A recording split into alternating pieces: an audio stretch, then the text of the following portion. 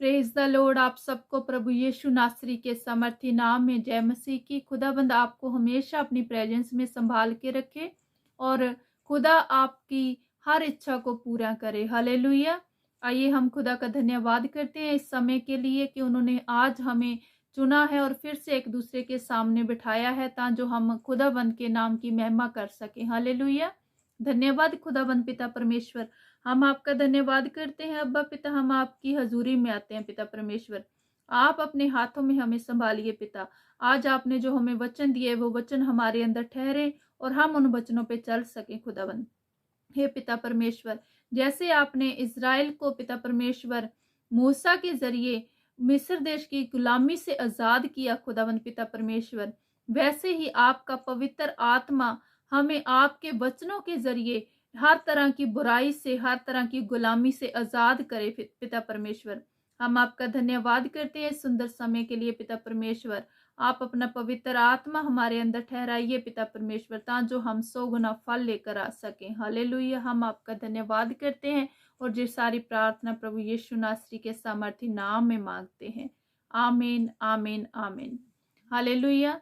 सो मेरे प्रिय बहनों और भाइयों, आज का जो वचन है वो खुदावन ने हमें इतनी अच्छी समझ, बुद्धि, ज्ञान दिया है कि हम उन पे चल सके, उन वचनों पे। लेकिन हम सबको जानते हुए भी उन वचनों पे चलते नहीं हैं और जिसका खामियाजा हम जरूर भुगतते हैं अपनी लाइफ में और फिर हम दोष खुदा को देते हैं। लेकिन मेरे प्रिय बहनों और भाइयों, अगर हम खुदा के बताए हुए रास्ते को अपनाएं, अगर हम खुदा के बताए हुई जो विधियां हैं उन पे चलें, तो हम अपने जीवन में बहुत ही आनंदित रह सकते हैं। हमारे जीवन में से हर प्रकार की जो दुविधा है, जो परेशानी है, वो दूर हो जाएगी। हालेलुया।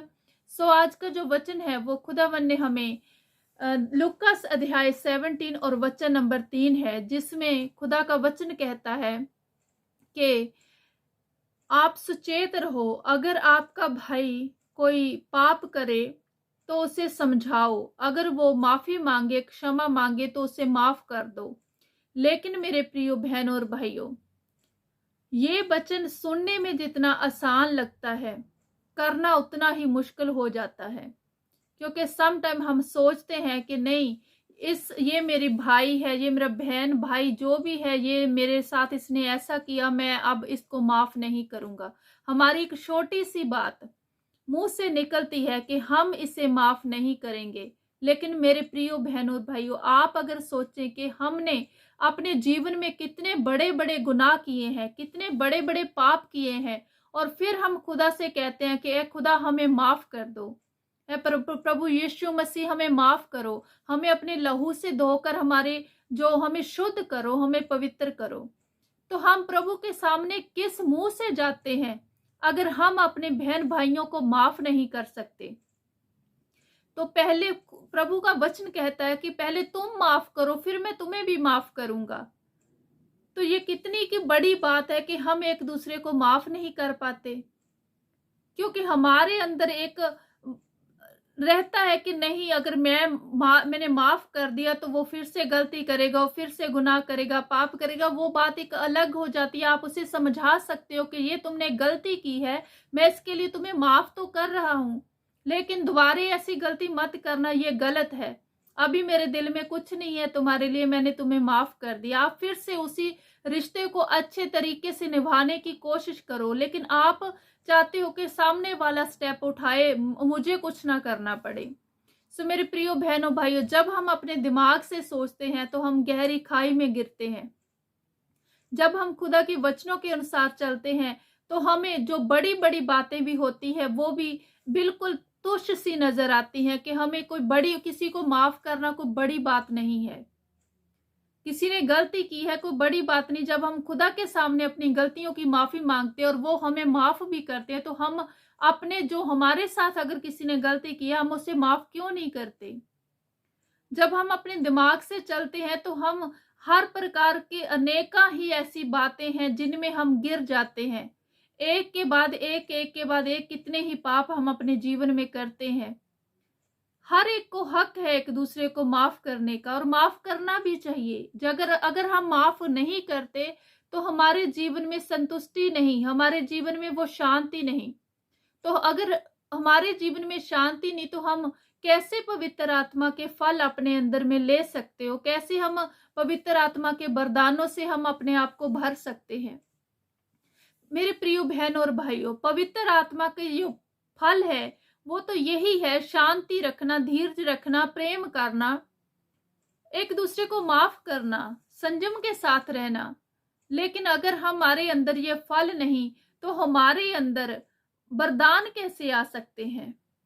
इसलिए मेरे प्रिय बहनों और भाइयों, हमें एक दूसरे के साथ प्यार के साथ रहना चाहिए। अगर हमारे बहन भाई को गलती करता है, हम सब एक दूसरे के बहन भाई हैं। ये नहीं जरूरी कि हमारे सके जो है वही हमारे बहन भाई है। लेकिन अगर कोई भी हमारे साथ कुछ कम ज्यादा कर देता है, तो हमें उसे प्यार के साथ समझाना चाहिए। ऐसा नहीं कि हम उसकी बातों को लेके आसमान में उछालते फिरे, इसने ये कर दिया, इसने वो कर दिया। क्योंकि हमारा खुदाबंद जो है वो दयालु है, वो भला है, वो हमसे भी यही उम्मीद रखता है। अगर हम, मेरे प्रिय बहन और भाइयों, देखो, अगर हम अपने जीवन में खुदा के जो वचन है वो नहीं रखते और खुदा का जो चरित्र है वो हमारे अंदर नजर नहीं आता, तो हम में और दूसरे लोगों में क्या फर्क रहेगा? हम कहते हैं हम मसीह हैं, हम प्रभु यीशु के वचनों पे चलते हैं, लेकिन हमारे अंदर अगर गुस्सा है, अगर ईर्ष्या है और अगर हम किसी को माफ नहीं कर पाते, तो कहाँ के हम मसीह हो गए? लेकिन अगर आप समझते हो कि हम मसीह हैं, हम प्रभु के बच्चे हैं और प्रभु यीशु मसीह हमारे उद्धार करता है, तो हमें प्रभु यीशु मसीह के गुण भी अपने अंदर लेने चाहिए। उन्होंने तो सबको माफ किया, जिन्होंने उनके साथ बुरा भी किया उनको भी माफ किया। लेकिन मेरे प्रिय बहन और भाइयों, ये एक बहुत छोटी सी बात है कि हमें एक दूसरे को माफ करना चाहिए अगर हमें माफी मांगनी है खुदा से। वरना अगर आप माफ नहीं करोगे तो खुदा भी आपको माफ नहीं करता। ये बाइबल में साफ साफ लिखा है। अगर आप माफी मांगोगे और खुदाबंद आपको माफ भी करेंगे और आपको हर आशीष भी देंगे। ये आप पे डिपेंड करता है कि आप अपनी आशीषें लेना चाहते हो, आप अपनी बरकतों में जो डिले हो रहा है उसे दूर करना चाहते हो, आप अपनी लाइफ में कामयाब होना चाहते हो। अगर ये सब कुछ आप चाहते हो, तो आपको दूसरों को माफ करना भी आना चाहिए। हालेलुया। ये वचन मैं आपके साथ शेयर करती हुई आपका धन्यवाद करती हूँ और मैं उम्मीद करती हूँ कि आप खुदा के वचनों पे चलते हो और उन पे मनन करते हो। अगर आप ऐसा करोगे तो आप अपनी ही भलाई करोगे और खुदाबंद आपको हर आशीष से, हर बरकत से जरूर निवाजेंगे और आपकी झोली जरूर भरेगी। हालेलुया। ये वचन मैं आपके साथ शेयर करती हूँ, आपका धन्यवाद करती हूँ। खुदाबंद आपको अपनी झोली में, अपने हाथों में हमेशा संभाल के रखे, हर बुराई से, हर पाप से आपको दूर करे। हालेलुया। आप सबको प्रभु यीशु नासरी के समर्थी नाम में जय मसीह की।